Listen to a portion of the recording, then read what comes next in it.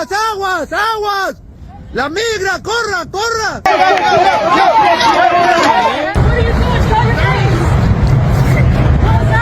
My mom over there crying.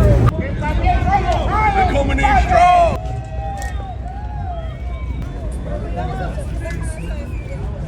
Get the fuck out. Inútil porque los dejaste Can't tell entrar. them que le estamos ¿Por qué los dejaron entrar? Habla español, habla español. Why you letting go in? How the hell I'm allowed to get out? I Eres do un what I'm told. inútil. Put me on that. Put me Yeah, on I that. am. You're the one that was in charge of this place.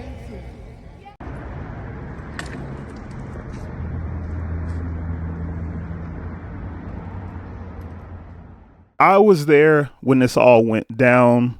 I go to the flea market to buy stuff to resell, and I'll get into some of the reselling stuff later on. I'm at the Swaparama flea market in Chicago off Ashland. It's a Thursday morning. I got my wagon and I'm doing my normal thing, trying to find some stuff to buy. How much you want for the whole thing? Everything. Give me 150, everything. And then I thought I heard some yelling, but some of the sellers, they play music, and I couldn't tell if it was English or if it was Spanish, and wherever it was coming from, it was still too far away. So I didn't think anything of it. So I go back to what I'm doing, and then I hear some yelling. Yeah, and it's clear this time it's yelling. So I stop what I'm doing, and I'm looking around, and I see this guy in this red hoodie, and he's running towards the back, like sprinting, like, huh. But where he's going, it doesn't make any sense because there's nothing back there. Where I'm at, where the sellers are, the buyers, we're all the way in the front. So I was thinking maybe it's just some teenagers just messing around. Then I saw another guy running back there after him, and I was still too far away. I couldn't tell if it was security or cop or what was happening. And that's when I saw a bunch of ICE guys walking in, and it finally made sense. They did end up catching that guy in the red hoodie. He did not make it out.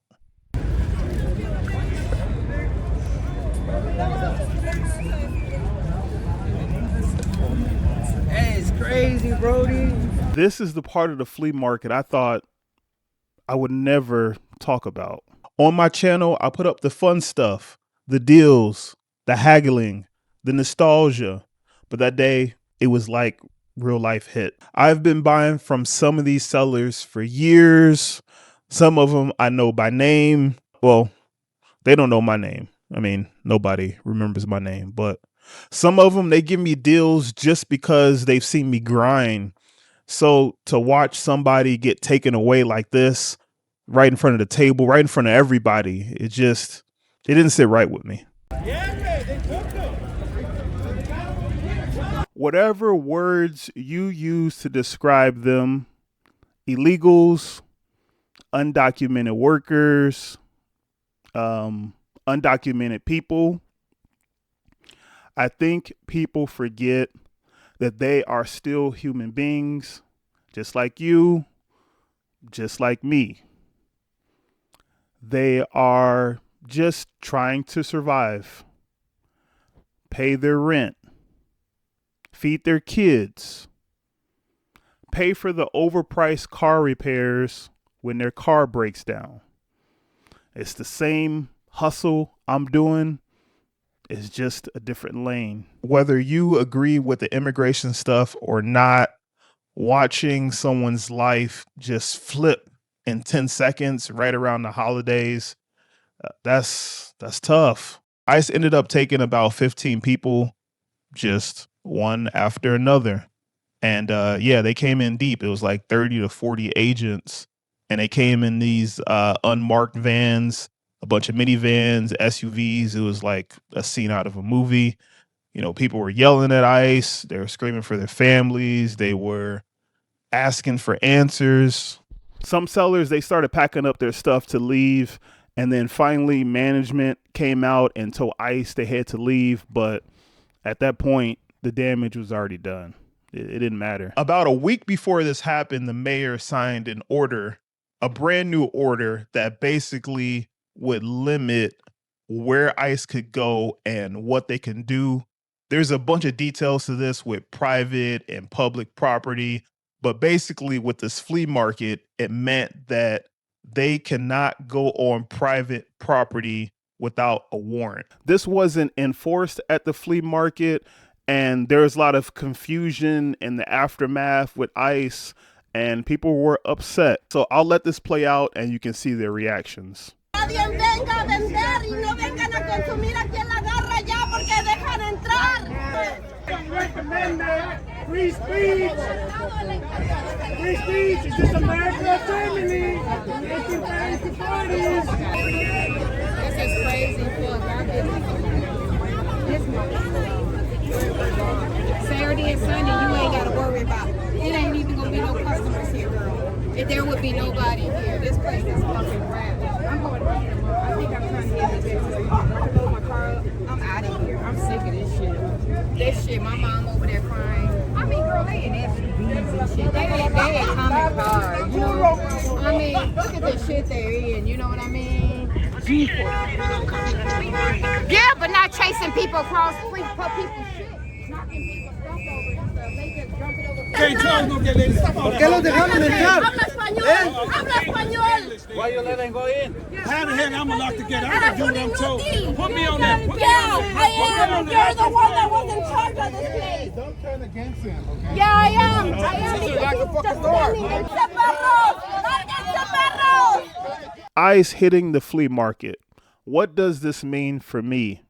I don't think many people realize that it doesn't just affect the sellers, but it affects my business too. The flea market is where I find most of my inventory. More than half of it comes from the flea market. I buy a few things from thrift stores, estate sales, pawn shops, stuff like that. But even the people that I do bulk deals with, I met most of those people at the flea market. If buyers are scared, if sellers are scared, if booths start disappearing, if people stop showing up because they don't feel safe anymore, that limits what I can buy, that limits what I can film. It just messes up my whole flow. I don't just lose out on inventory, but I lose out on opportunity and I lose connections. The day that ICE came, I didn't find anything super interesting, but what I do reselling, it is a long game. So I did come back the next week and I did find something cool, and I'll show you that here now.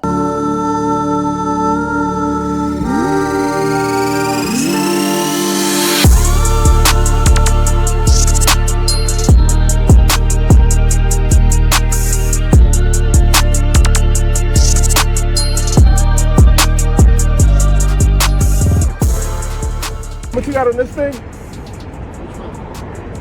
This thing, $5. $5. Okay, I'll take it. All right, thanks, man. Thank you.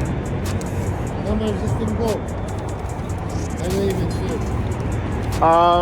I thought this was worth about $40, but I found out I was wrong later because this guy, he got his hands on this and this is what he did with it. You do a thing with a thing called a saxoboom. Yeah. It's a toy or what? Well, it's like a saxophone, but it's a saxoboom. It's a different kind of instrument. A lot of people confuse them, but saxoboom is People confuse them? Well, because they look similar, but a saxoboom is its own kind of instrument that takes years to master. You happen to have one here. If you, What? Could you maybe just show us what it's like You to don't have a sax. Oh my God! show us the magic? The way? Could you give us a little taste? Here it is, rare as a Stradivarius. Yes, I will give you a taste. 1, 2, 3, 4. 1, 2, 3, mother. 1, 2, 3.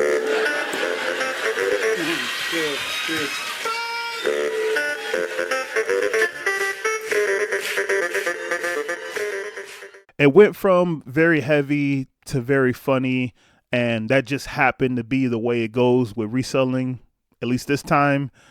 You never know where you're going to see, what you're going to learn, what you're going to realize some celebrity went dancing with. You made it here, so that means that you want to see more wins or losses, or maybe you just want to see some more weird moments. So Go ahead and click the video on the screen for more reselling stuff, please.